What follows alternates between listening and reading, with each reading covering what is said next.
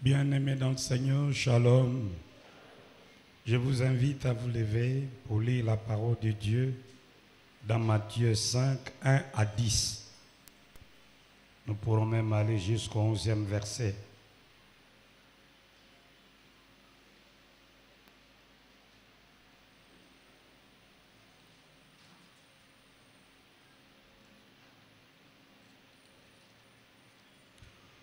Nous lisons au nom de notre Seigneur Jésus-Christ.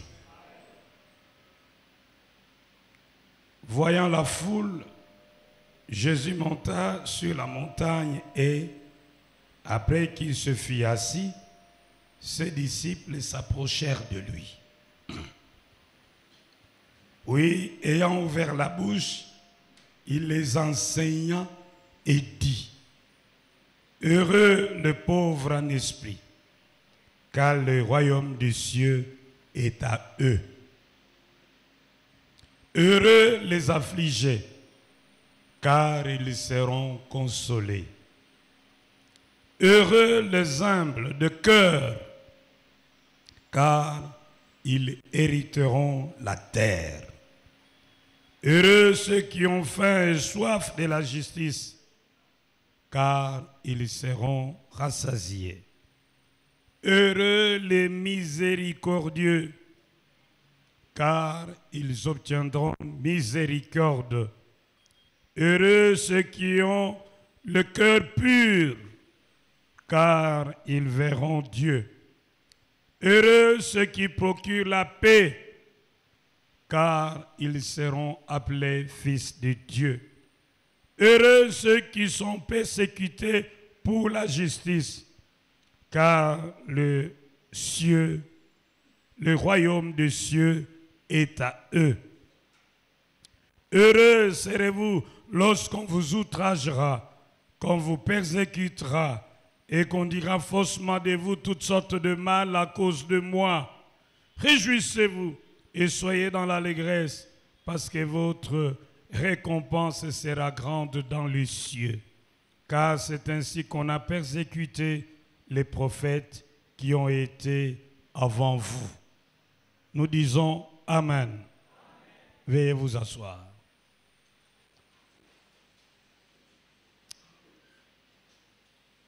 Saint-Esprit, nous te prions d'ouvrir l'intelligence de chacun de nous,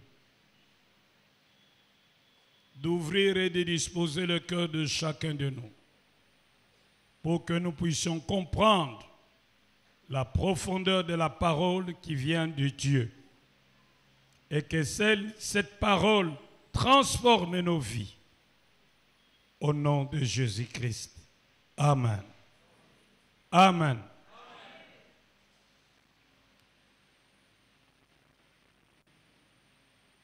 La semaine qui vient d'écouler,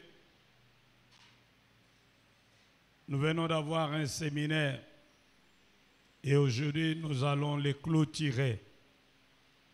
Le thème de notre séminaire, c'était bâtir sur le roc. Mais aujourd'hui, après lecture de ce texte, nous allons donner le thème suivant: les caractères d'un citoyen du ciel. Le caractère d'un citoyen du ciel ou d'une citoyenne du ciel. Pendant le séminaire qui a porté sur le thème bâti sur le roc, nous avons dit que chacun est libre de choisir les fondements sur lesquels il doit bâtir sa vie, sa famille, ses relations, etc., etc. Mais que le meilleur fondement que nous avons proposé à chacun de nous, c'était le fondement Christ et sa parole. Pourquoi? Parce que grâce à ces fondements, nous pouvons résister à toutes sortes d'intempéries. Mais pour bâtir sur le fondement qu'on appelle Christ et sa parole, il faut naître de nouveau.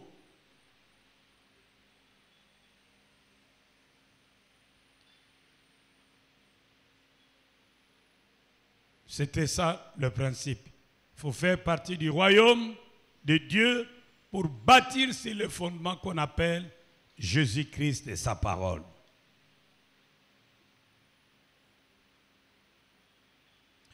Alors, on s'est dit que lorsqu'on est en train de bâtir sur ces fondements, pour s'assurer qu'on est toujours sur le fondement, il faut respecter 5 choses.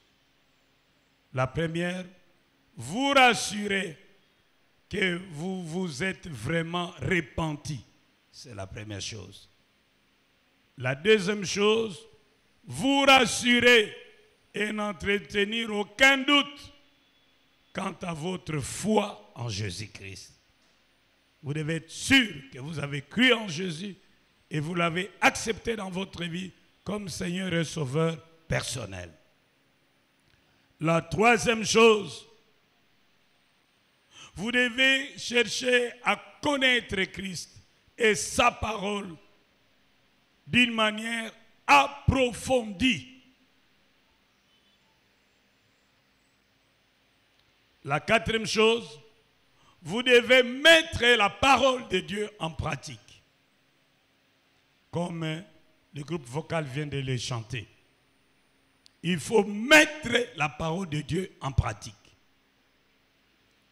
La cinquième chose, il faut partager cette parole autour de vous. Témoigner du Christ. Ne pas avoir honte de lui. Et tout au long du séminaire, nous avons vu que ceux qui réunissent les 5 choses auront la bonne main de l'Éternel sur eux. Et Dieu fera concourir toutes choses en leur bien. Si vous vous êtes repenti, vous avez cru, vous avez accepté Jésus comme Seigneur et Sauveur personnel, vous faites un effort pour connaître Christ davantage, connaître sa parole davantage et ne pas être superficiel, vous vous battez avec l'aide du Saint-Esprit à pratiquer la parole de Dieu et vous témoignez tout autour de vous. La bonne main de l'Éternel sera sur vous comme autrefois elle a été sur Esdras.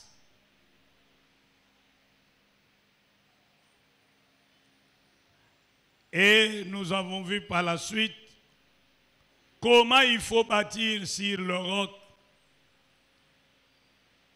Et là, on nous a dit qu'il faut respecter 2 choses. Les commandements de Dieu et les valeurs chrétiennes ou les valeurs bibliques, les valeurs judéo-chrétiennes. Quant aux commandements de Dieu, les 10 commandements sont répartis en 2 camps. Du commandement 1 au commandement 4, ces 4 commandements régissent nos rapports avec Dieu. Tandis que du 5e commandement jusqu'au 10e, ces commandements régissent nos rapports avec le prochain. C'est pourquoi Jésus a résumé les commandements par l'amour pour Dieu et l'amour pour le prochain. La deuxième direction que nous devons suivre pour bien bâtir sur le roc, c'est de respecter les valeurs judéo-chrétiennes, parmi lesquelles la ponctualité, parmi lesquelles l'amour, parmi lesquelles la générosité, parmi lesquelles l'humilité, parmi lesquelles l'honnêteté, parmi lesquelles l'intégrité, etc., etc. On ne peut pas tout reprendre, un enseignement de 4 jours, on ne peut pas le reprendre en quelques minutes. Aujourd'hui, nous voulons clôturer ce séminaire par le thème que nous avons annoncé, le caractère du citoyen du ciel, de la citoyenne du ciel.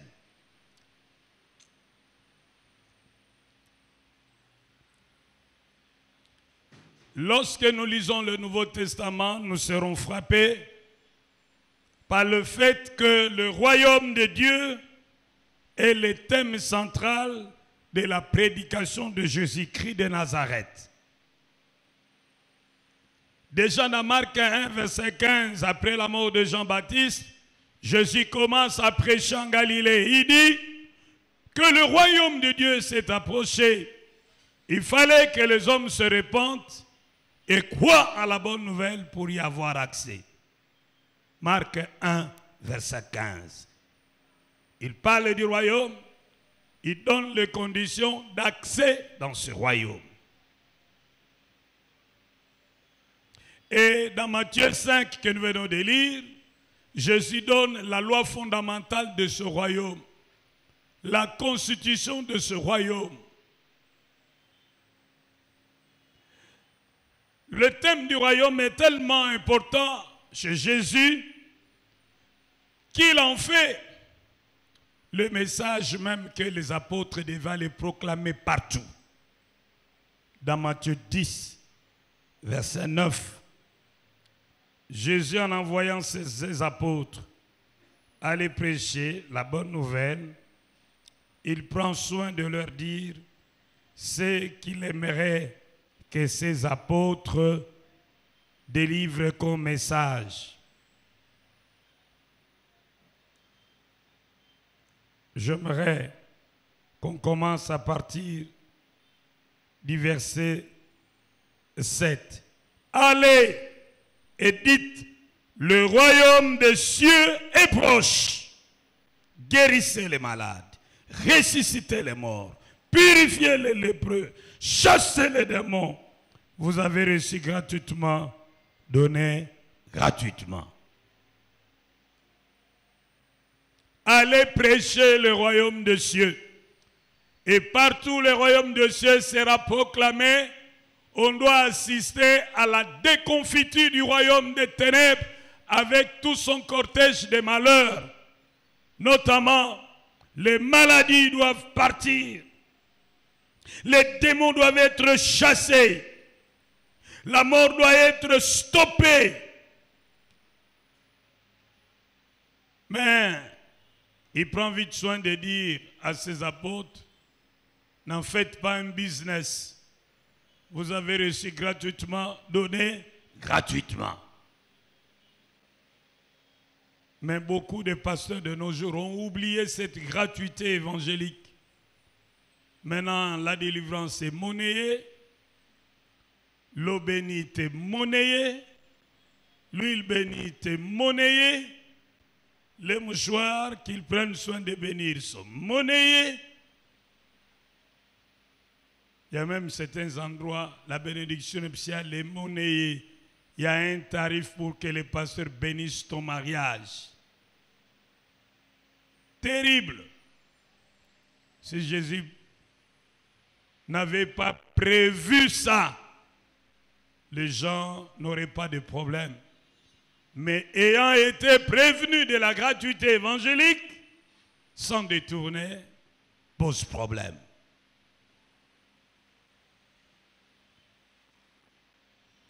Aujourd'hui, j'aimerais attirer particulièrement votre attention sur la constitution du royaume de Dieu. D'abord, ce qui est frappant dans ce texte, c'est le mot heureux, heureux qui revient fréquemment. C'est comme qui dirait un des traits caractéristiques de membres du royaume de Dieu, en dehors de l'amour, parce que Jésus a dit, à ceci tous reconnaîtront que vous êtes mes disciples si vous vous aimez les uns les autres. Mais en plus de l'amour, dans ce texte, il apparaît clairement que les membres du royaume de Dieu sont des hommes et des femmes heureux. Tous pelaka, tous alibana nanzambe.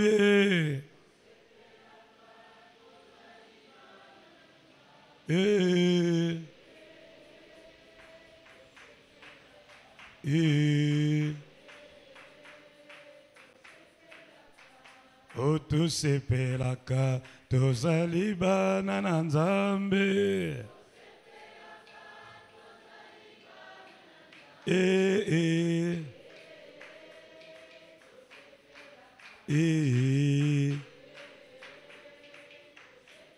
Je vous trouve quand même drôle. Oh, mutazo sepela, asekata ko sekate, elonge kangama, lokola zobela kari dentaire. To sepela ka, to saliba na Nzambe.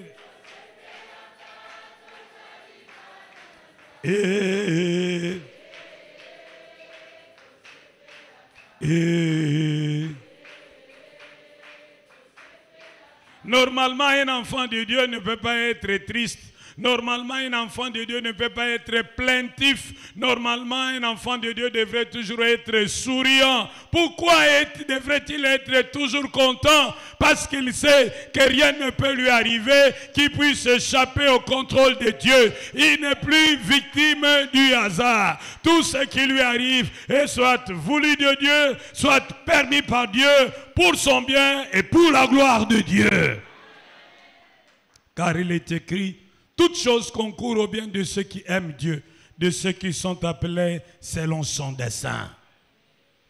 La Bible dit encore, réjouissez-vous toujours, je le répète, réjouissez-vous. Réjouissez-vous toujours dans les Seigneurs. Je le répète, réjouissez-vous. Et la Bible ajoute, rendez grâce à Dieu en toutes choses, car c'est à votre égard la volonté de Dieu.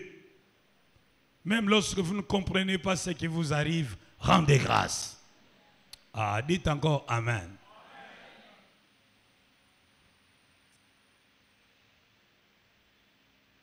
Vous vous rappelez de l'histoire du serviteur d'un roi. Un roi avait son serviteur. Et puis un jour, il a pris son serviteur, ils sont allés à la chasse. Et là, à la chasse, un animal féroce a attrapé le roi. Et le serviteur a fait face à l'animal féroce. Il a pu libérer son chef au prix de son pouce. Le pouce est parti. Alors, le roi, pris de compassion, il voulait encourager les serviteurs et les serviteurs lui disent non, il n'y a pas de problème. Merci Seigneur d'avoir permis à cet animal de m'arracher mon pouce. Il les remerciait en toute situation. Et c'était connu du roi. Alors le roi lui dit, mais comment? On vient de bouffer le pouce et tu dis merci Seigneur. Mais finalement, comment toi tu es créé? Il dit non, non, non, Dieu ne commet pas d'erreur. Il sait pourquoi il a permis que cet animal féroce m'arrache mon pouce. Oh, qu'il soit béni, le Dieu sage, le Dieu puissant qui m'aime, qui ne cherche que mon bien. Le roi dit, je crois qu'il y a quelque chose qui ne va pas là dans ta tête. Et l'autre jour, ils sont allés encore à la chasse. Et là, ils sont tombés dans un traquenard de sauvages, de barbares. On les a arrêtés et on devait les sacrifier à leur divinité.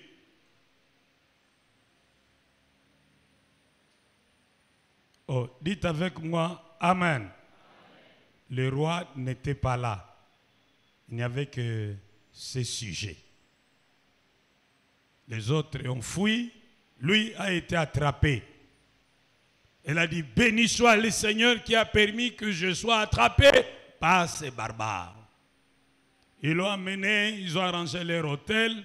Ils ont pris les types, ils l'ont ligoté, ils l'ont placé sur l'autel. Avant qu'on allume le feu pour les sacrifier à leur divinité, le prêtre est arrivé, il devait faire le contrôle des qualités de l'offrande à présenter à Dieu. Le prêtre a vérifié Et il a constaté que l'offrande n'était pas complète. Elle n'était pas complète parce qu'il manquait les pouces. Le prêtre dit, l'offrande n'est pas bonne pour les sacrifices. Il faut libérer cet homme parce qu'il manque les pouces. Oh, dites avec moi, Amen. On l'a libéré. Il est parti. Lorsqu'il est arrivé au village, tout le monde était étonné de le voir. Mais comment tu as pu échapper à ces gens? Il dit, non, non. C'est Dieu, comme je vous dis toujours, Dieu fait tout pour un but, toujours pour notre bien. On m'avait étalé sur l'autel, mais après vérification, contrôle des qualités, j'ai été jugé impropre au sacrifice parce que je n'avais pas de pouce. Heureusement que l'animal féroce m'avait bouffé le pouce. Parce qu'autrement, aujourd'hui, je serais ça sacrifié. Je ne sais pas qu'est-ce qui te fait pleurer. Je ne sais pas pourquoi tu te plains. J'aimerais que tu cesses de te plaindre. Ton père ne commet jamais d'erreur. Dis-lui merci, même si tu ne comprends pas ce qu'il fait. Nous disons bien Amen. Oh, dites bien Amen. Sokipe omoni ba mosusu pe na mosolo tanga kama pamboli mape siye oyo bakosomba na moso otanga tanga tanga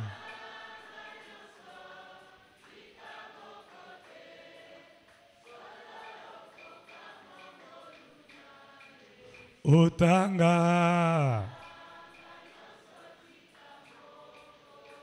tanga tanga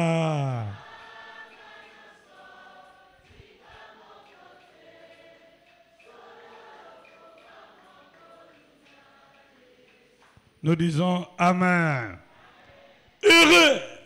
Ça revient comme un refrain. Mais on peut aussi dire béni. C'est la même chose. Les citoyens du ciel sont des hommes et des femmes bénis par Dieu. Oui, ils ne sont plus sous la malédiction. Car il est écrit, maudit soit celui qui est pendu au bois.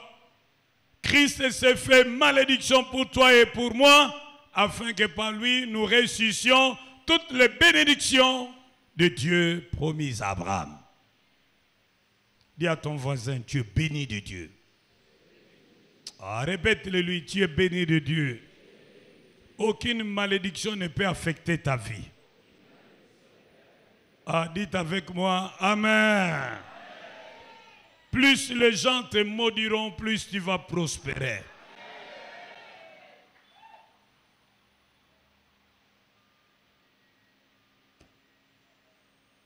Ceci dit, voyez maintenant les traits caractéristiques du citoyen du ciel.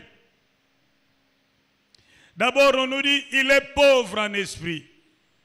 C'est-à-dire que sur le plan spirituel, il sait qu'il n'a rien à offrir à Dieu pour se faire agréer. Il reconnaît qu'il est défaillant, qu'il ne peut pas entrer dans la présence de Dieu en s'appuyant sur ses mérites. Car si Dieu se mettait à contrôler ses pensées, ses paroles, son agir, il trouverait assurément quelque chose pour le rejeter. Si Dieu est capable de trouver l'iniquité dans ses anges, à combien plus forte raison ne trouverait-il pas l'iniquité dans celui ou celle qui est né d'une femme?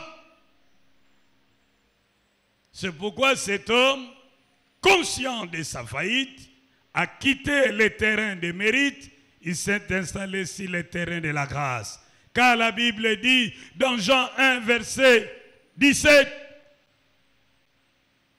la loi est venue par Moïse, mais la vérité et la grâce sont venues par Jésus. Oui, c'est par grâce que nous sommes sauvés, par le moyen de la foi. Ce salut ne vient pas de nous, c'est un don de Dieu. Ce n'est pas le résultat de nos efforts, afin que personne ne se glorifie.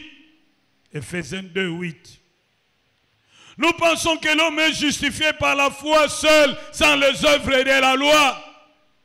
Romains 3, 28. S'il est vrai que l'homme peut être justifié par ses efforts à obéir au commandement de Dieu, Christ est donc mort en vain. Galates 2, 21.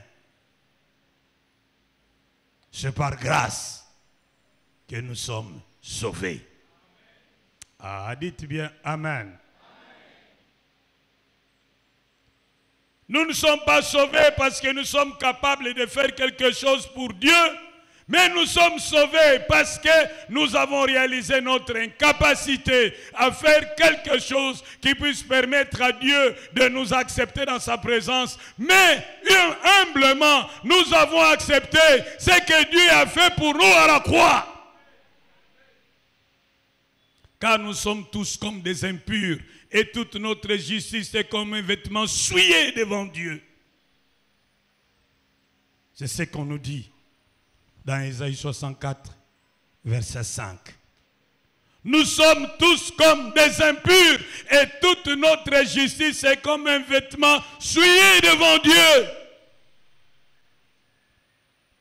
D'ailleurs, il est dit que si vous observez tous les commandements, mais vous venez à broncher contre un seul, vous êtes coupable de tous. Drôle de calcul. 10 moins 1 reste 0. Ça, c'est la logique de Dieu. Si les 10 commandements, si vous échouez, vous échouez seulement un seul, 0. Et pourtant, humainement parlant, 10 moins 1, il reste 9.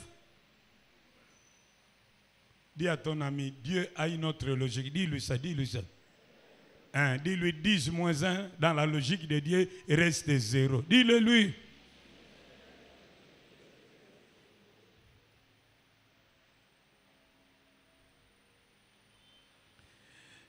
Deuxième trait de caractère du citoyen du ciel. On dit qu'il est affligé. Qu'est-ce qui l'afflige? C'est la vue du mal. Il ne supporte pas de voir le mal. Il ne supporte pas de voir les gens pécher. Il ne supporte pas de voir la mondanité. Il est soit attristé, soit irrité au-dedans de lui. La Bible nous dit, les yeux de l'Éternel sont trop purs pour voir le mal. De la même manière que Dieu ne supporte pas de voir le mal, de la même manière, le citoyen du ciel ne supporte pas de voir le mal. Lisez avec moi Acte 17, verset 16. Prenez votre Bible. Acte 17, verset 16. Un enfant de Dieu ne peut pas être tranquille là où il y a le mal, là où il y a le péché. Il ne supporte pas de voir le mal. On nous raconte l'histoire de l'apôtre Paul qui était dans la ville d'Athènes. Comme Paul les attendait à Athènes, il était au-dedans de lui, son esprit s'irritait à la vie de cette ville pleine d'idoles. Il était en Athènes, en Grèce, et c'était plein d'idoles dans cette ville. Et la Bible nous dit, l'Esprit de Dieu qui était en Paul s'énervait, se fâchait, il s'irritait à la vie de ces bêtises. Ça devrait être ainsi pour toi. Ton esprit doit s'irriter lorsque tu regardes un bar qui draine du monde. Tu dois te fâcher et engager un combat spirituel pour que ces bars tombent en faillite. Oh, dites avec moi, Amen. Je ne vous entends pas, dites bien Amen. Dans les écrits du pasteur Richard Vumbo, comprendre. Triste mémoire. Il raconte l'histoire d'un pasteur en Roumanie. Il y a un homme qui a ouvert un bar juste en face de l'église. Et là, ses matériels de sonorisation, il élevait, montait toujours le volume jusqu'au bout. Et ce bruit-là dérangeait les cultes. Le pasteur a demandé aux chrétiens de prier pour que Dieu ferme ces bars. Lui et les chrétiens commencent à prier, Et puis un jour, la musique a pété, le frigo a pété, le type a vendu tout ce qu'il avait, il est tombé en faillite. Et le type est allé porter plainte au tribunal. Il a dit au juge, je viens porter plainte contre ce pasteur parce qu'il est à la base de ma faillite. On a convoqué les pasteurs. On a dit, mais pasteur, tu es poursuivi ici parce que tu es à la base de la faillite de cet homme, ce commerçant qui exploitait son débit de boissons.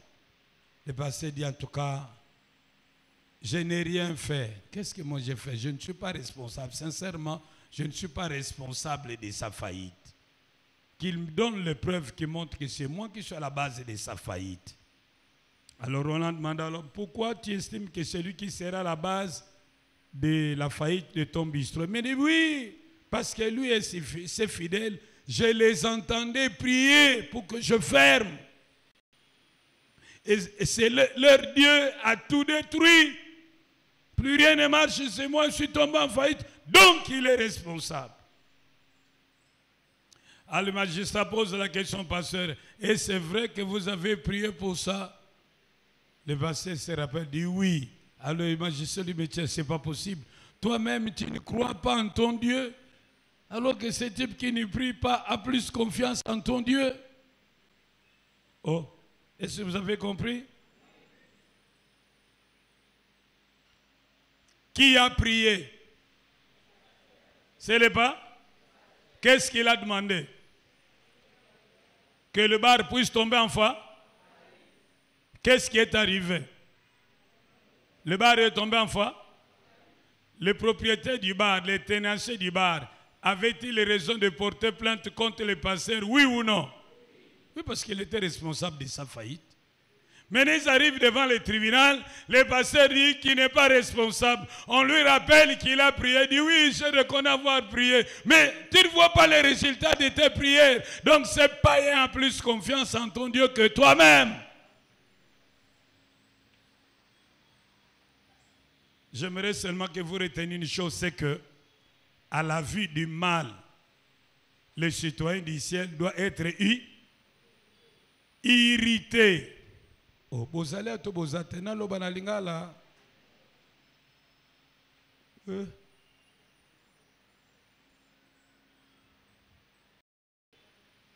Bana na bokonzi na Nzambe bas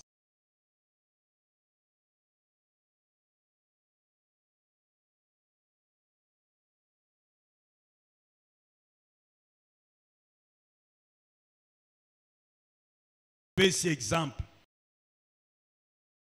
Azalaki na Athènes, na Grèce. Athènes tondaki bikeko ya ba faux dieu.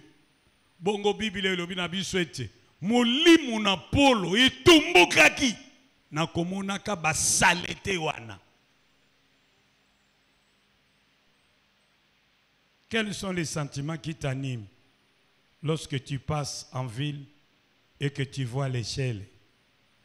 Quels sont les sentiments qui t'animent lorsque tu croises des jeunes gens ivres, titubants en cours de route parce qu'ils ont pris la drogue?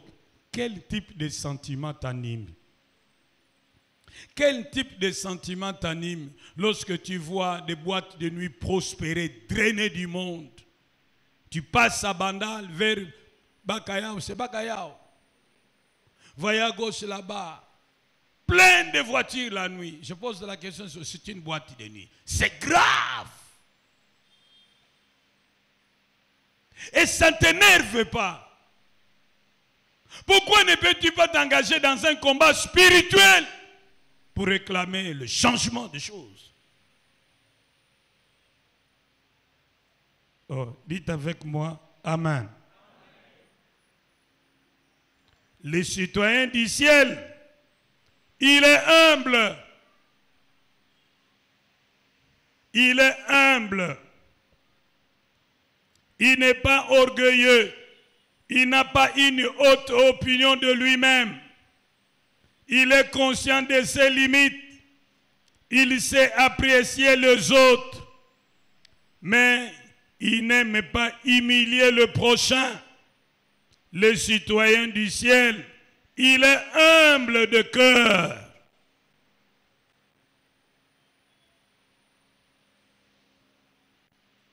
Dites avec moi, Amen.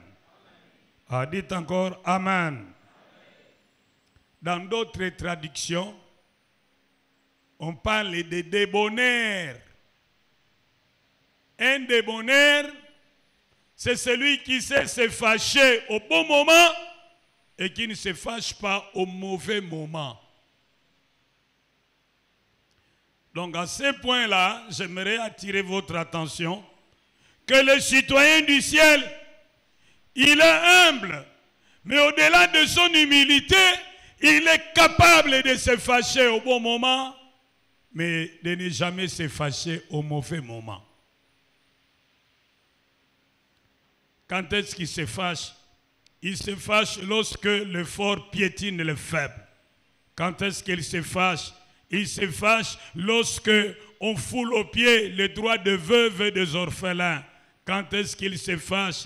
Il se fâche lorsque l'injustice est établie comme règle de jeu. Quand est-ce qu'il se fâche? Il se fâche lorsqu'on honore ceux qui sont méprisables et qu'on méprise ceux qui sont honorables.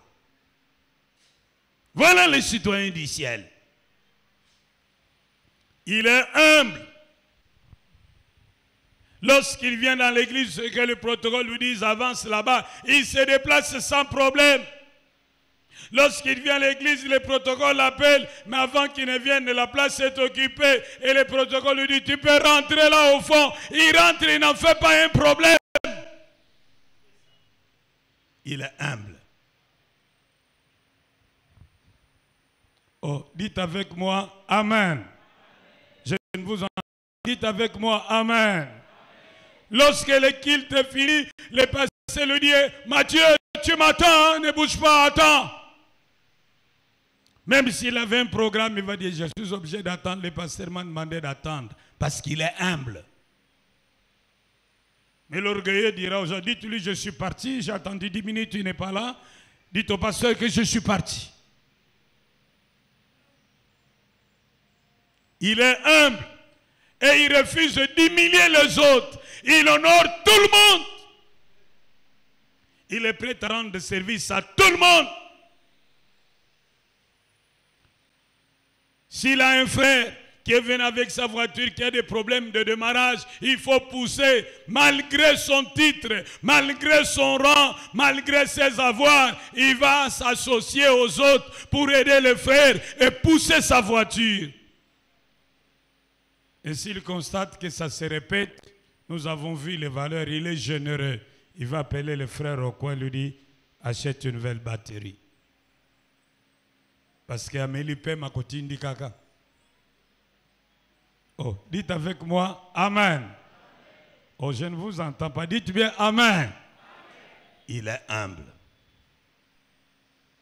Même si quelqu'un parlait mauvais français, il ne le corrige pas, il va seulement répéter, ah bon? Qu'est-ce que vous êtes préparé? Madame, qu'est-ce que vous êtes préparé? Nous avons préparé les quions et les riz. Et lui va répéter, ah, vous avez préparé un poulet avec du riz? Oui, papa. Il comprend et rectifie. Oh, dites avec moi, Amen. Mais l'orgueil va dire, yo que nous que la François, puis François m'a bé boy. Qui ont des nines? Ça, c'est l'orgueilleux. Mais un homme humble va seulement corriger avec beaucoup de tact et de souplesse. Ah, vous avez préparé un poulet avec du riz. Oui, papa. Ah, c'est bien. Et comment vous allez? Vous êtes... Il ne va pas rire. Oh, maman, tu es gentil. Hein? Oui, nous sommes là. Ici, vous êtes poulet. Ici, vous êtes cochon. Si vous êtes poisson, il ne va pas corriger. Oh, ici, nous avons les poulets. Ici, nous avons le poisson. Ici, nous avons la viande. Oh, dites avec moi, Amen. L'orgueilleux appréciant, dépréciant. Mais l'humble, il apprécie, il aime élever les autres. Il aime soulever les autres. Oh, dites avec moi, Amen. Il est respectueux. Il ne méprise personne. Voilà les citoyens du ciel. Même si les chefs, ce n'est pas toujours lui qu'on salue. Des fois, c'est lui-même qui commence par saluer les gens. Papa Jean, comment ça va? Nandako, ça va? On peut sa maman botte. Et vous avez semé la joie dans le cœur du balayeur qui va dire non, aujourd'hui je suis bien tombé, le chef m'a salué avec beaucoup de gentillesse, il a même pensé à ma famille. Mais l'orgueilleux quand on le salue, bonjour chef. Bonjour chef. Alors quand vous passez, le petit dit Kingwangwe Kangamatako Kangama. Nasali mabe pona peso mbote batu musulu lendo eloko pe azana ngo azo tiela lendo zo mona nate on dirait bokonza ngo ye mutabana ogolongwa. À cause de ton orgueil, on commence à te maudire.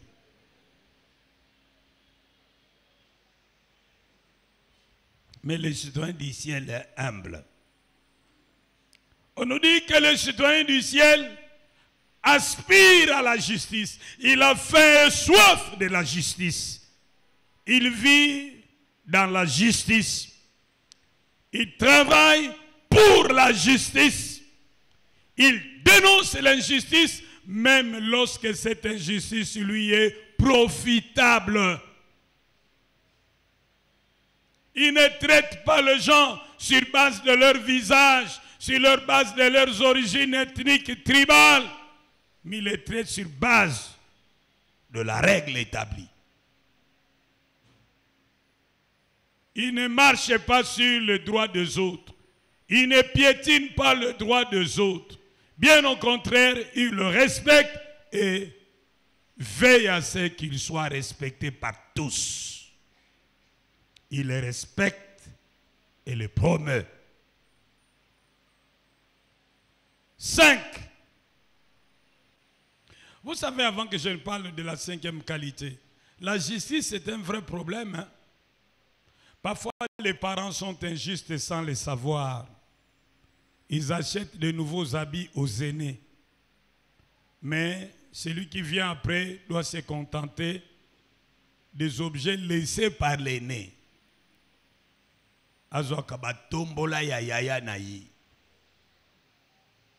Mais pourquoi vous ne pouvez pas lui acheter aussi de nouvelles chaussures, de nouveaux habits, un nouveau sac, de nouveaux cahiers, de nouveaux livres? C'est injuste. Il y a aussi des femmes qui sont injustes lorsqu'elles hébergent dans la même maison leurs propres petits frères et les beaux-frères. Parfois, ils sont injustes dans la manière de distribuer la nourriture. Dans l'assiette de son frère, elle met d'abord du béton armé, la cuisse, là au fond de l'assiette.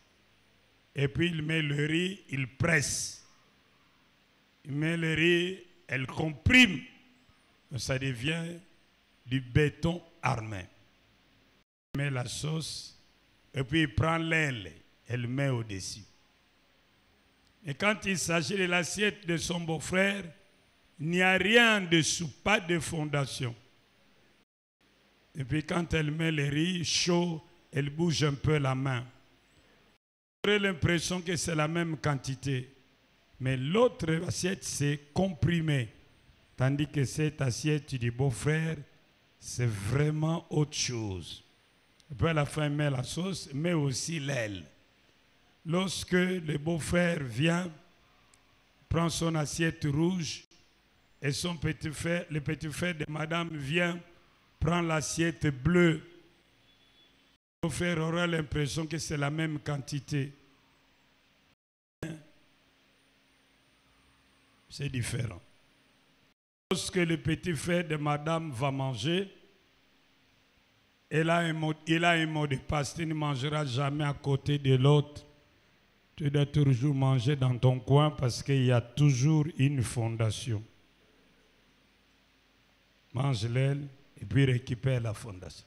Et le jour où le beau-frère viendra, il dira, cette fois-ci, je change quand même de couleur. Je prends l'autre assiette. Ça va poser problème parce qu'il va découvrir de drôles de choses. Ça, c'est juste ou injuste? Je ne vous entends pas. C'est juste ou injuste? Injuste. Mais nous devons être justes, même dans les petites choses. C'est important. Et le citoyen du ciel est juste. Il n'est pas injuste. Il respecte les droits des uns et des autres. Le citoyen du ciel est miséricordieux. Il est toujours prêt à comprendre celui qui a fauté. Il est toujours prêt à lui donner une seconde chance. Il est toujours prêt à lui accorder facilement son pardon. Il n'est pas rancunier. Il ne rappelle pas les souvenirs de fautes passées. Il n'a pas de gens à qui il n'a jamais pardonné.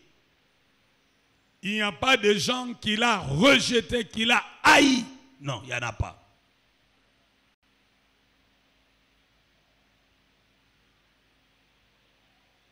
C'est le citoyen du ciel. Je me rappelle, j'avais donné un enseignement à la Gombe, un enseignement qui avait porté sur le psaume 51 où j'ai parlé de pardonner à la manière de Dieu. Après cet enseignement, c'était une prédication de dimanche. Le lundi, j'avais reçu 3 personnes qui étaient venues me voir pour me dire, la première personne me dira qu'il était triste de m'entendre prêcher sur le pardon. Parce que le moment n'était pas indiqué pour un tel enseignement, une telle prédication. C'était au mois de mai. La fidèle venait d'arriver. Il dit, vraiment, tu as gâché ma journée d'hier, pasteur. Mais je tenais quand même à venir te le dire. Après son départ, une autre femme est arrivée pour me dire, pasteur, vraiment c'est dommage pour la prédication d'hier.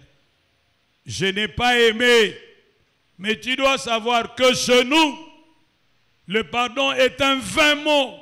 Le seul mot qui compte, c'est la vengeance. Je peux attendre 20 ans pour te régler les comptes. La troisième personne, c'était pareil.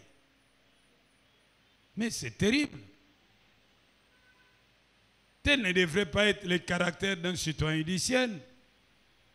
Un citoyen du ciel doit être un homme miséricordieux, toujours prêt à comprendre, toujours prêt à pardonner, toujours prêt à donner à l'autre une seconde chance.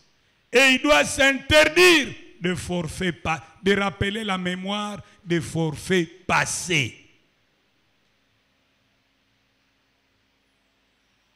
Qu'en est-il de toi? As-tu pardonné à cet homme qui t'a donné un enfant et qui t'a laissé tomber?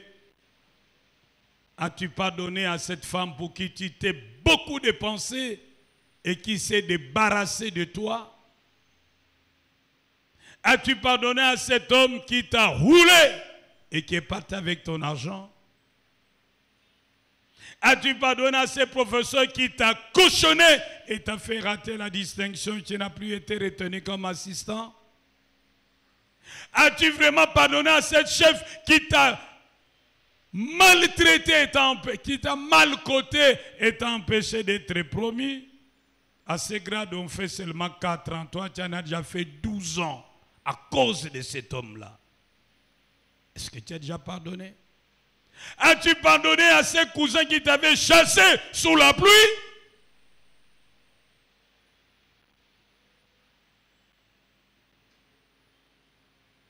Le citoyen du ciel est miséricordieux.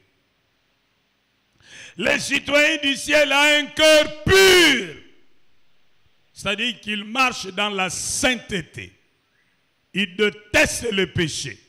Et lorsque le péché entre dans sa vie, il ne le garde pas, il ne le justifie pas, il ne le minimise pas, il le reconnaît et lui renonce.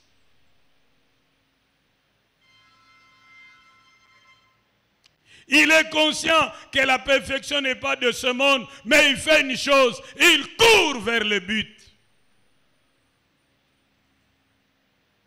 Il sait et il est bien informé qu'à partir du jour où il a accepté Jésus-Christ comme Seigneur et Sauveur personnel, Dieu l'avait déclaré saint. Mais il est aussi conscient que la sainteté se pose à lui comme une vocation. Il est appelé à être saint.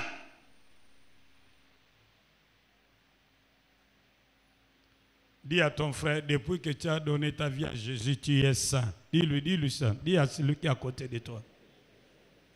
Alpesa yembo tolobene saint. Tuna kombone, tanga kombone, saint Chimang. Saint Isidore. Sigo zo sego. Zo mi seka, yo mogo to zo seka mo santo zo bezambot.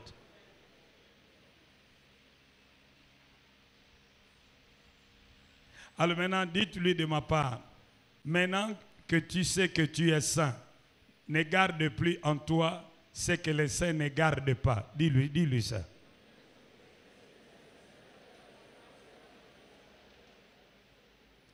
Maintenant, répète-le. Maintenant que tu es saint, ne va plus là où les saints ne vont pas. Dis-lui ça. Ne regarde plus ce que les saints ne regardent pas. Ne danse plus la musique que les saints ne dansent pas.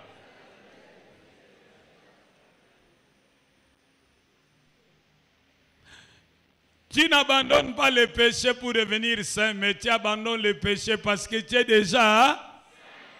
Voilà.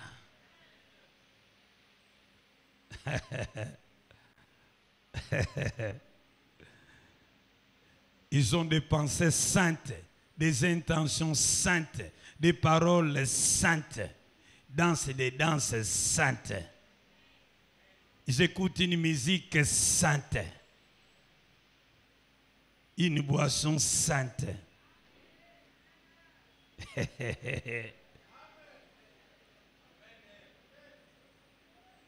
Masia bolingo yo yo yo bolingo ah.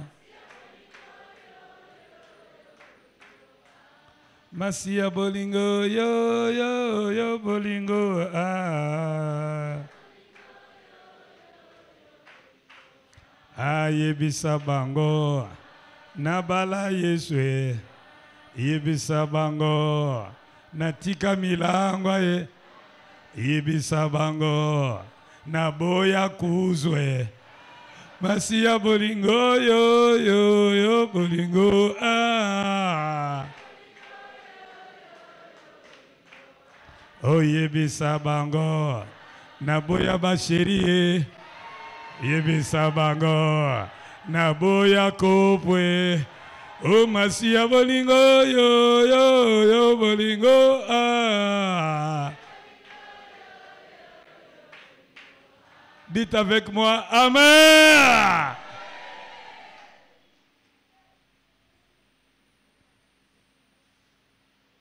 Un septième trait de caractère du citoyen du ciel.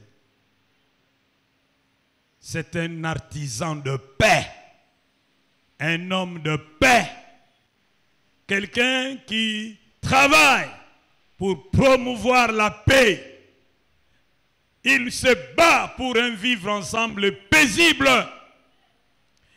Il se pose dans sa communauté, non pas comme une lame de rasoir qui divise, mais comme une aiguille qui rassemble.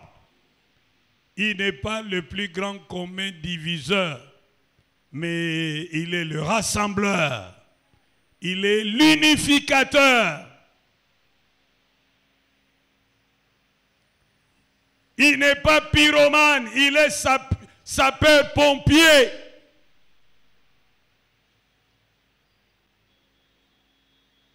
Il est même prêt à renoncer à certains de ses droits au nom de la paix. Lorsque tu tires, il sait qu'il a raison. Mais il est conscient que s'il tire trop, ça va se déchirer. Il cède. Au nom de la paix. Il n'est pas conflictuel. Il gère ses conflits vite et bien. Il ne rend pas le mal pour le mal. Il n'est pas rancunier. C'est un homme paisible. Soko opese kanda siliki batunyo so bakamwe lelo baba lobi.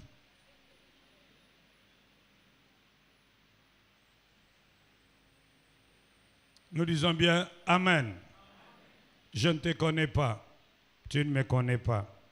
Mais regarde un peu. Est-ce que tout va bien chez toi? Tu as réuni toutes ces qualités? La Bible dit dans Jérémie 13, 23, un Éthiopien peut-il changer sa peau? Un léopard peut-il ôter les taches de sa peau? De même, seriez-vous capable de faire le bien, vous qui êtes accoutumés à faire le mal? Personne ne peut se changer. Vouloir te changer serait semblable à un petit singe, Kima le singe, qui est tombé dans une mare. Alors, Kima le singe voulait sortir de ses bourbiers en tirant sa moustache pour se soulever. C'était une peine perdue. J'ai comme l'impression que je ne me fais pas comprendre. Il était une fois, histoire. Oh, histoire. Il était une fois, Kima le singe. Il sautait d'un arbre à l'autre.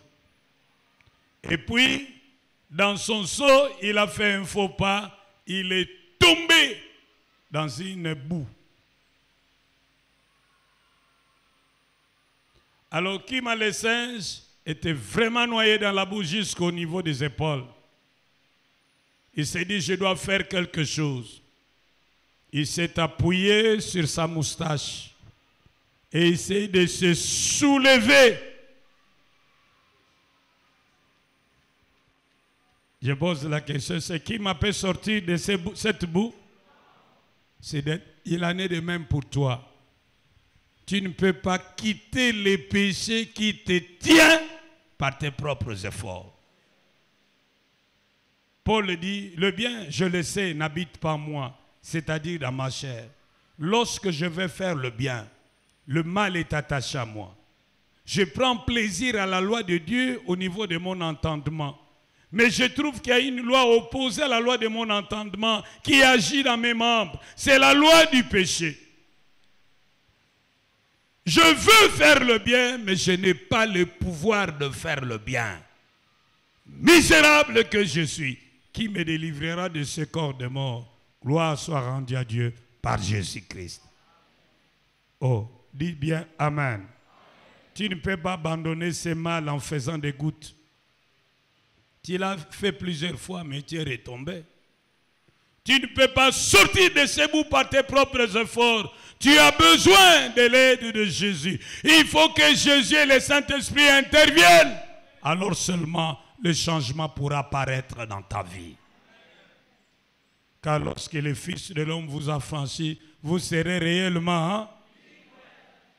Et la Bible dit, le Saint-Esprit nous transforme de gloire en gloire jusqu'à ce que nous puissions ressembler à Jésus-Christ. Incline ta tête.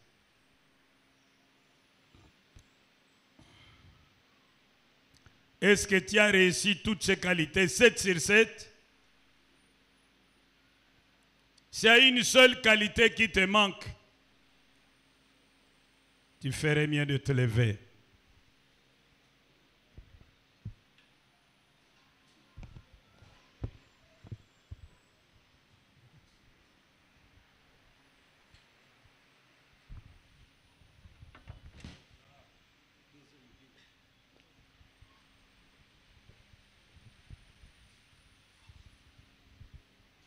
Bien-aimé, toi qui es debout, parce que tu te connais, parce que tu sais ce qui te manque comme qualité, comme trait caractéristique du citoyen du ciel, parce que tu tiens à vivre comme un citoyen du ciel, élève tes mains et demande la grâce de Dieu.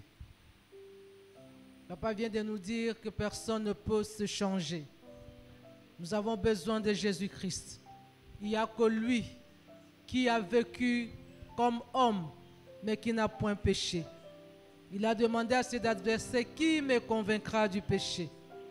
Il est là, pas pour te juger, parce qu'il a déjà pris ta place. Il s'est fait coupable pour qu'aujourd'hui, toi, tu sois justifié. Il s'est fait coupable pour qu'aujourd'hui, toi, tu sois vainqueur sur ses péchés. Prie, prie et demande la grâce du Seigneur. Jésus-Christ, il est humble de cœur. Jésus-Christ est miséricordieux. Il n'abandonne pas quiconque se jette à ses bras, prêt à pardonner, prêt à donner la force. Prie, prie bien-aimé.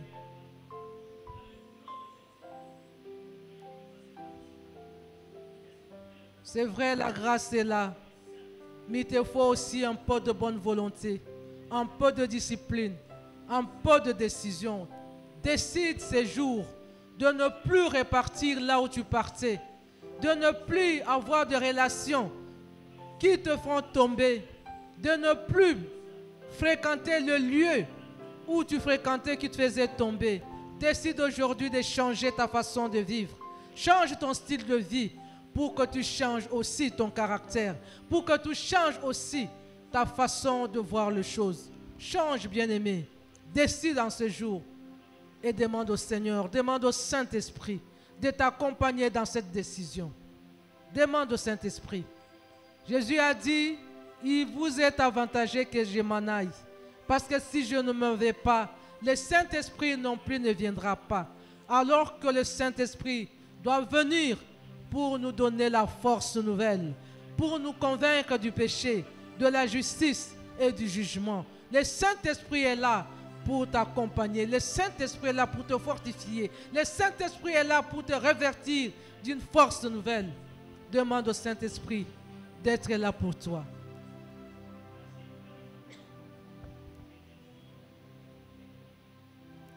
Éternel notre Dieu, tu ne parles pas en vain. Quand ta parole sort, elle touche le cœur de personnes que tu as visées en ces jours. Je viens te présenter tes enfants, hommes et femmes debout devant toi, reconnaissant leurs limites, leurs faiblesses, et s'appuyant sur cette parole qui dit que seuls ne peuvent rien, mais avec Jésus-Christ, ils peuvent tout. Ils implorent en ce jour la grâce de Jésus-Christ. C'est pourquoi je prie pour que Jésus les visite. Je prie pour que le Saint-Esprit les fortifie.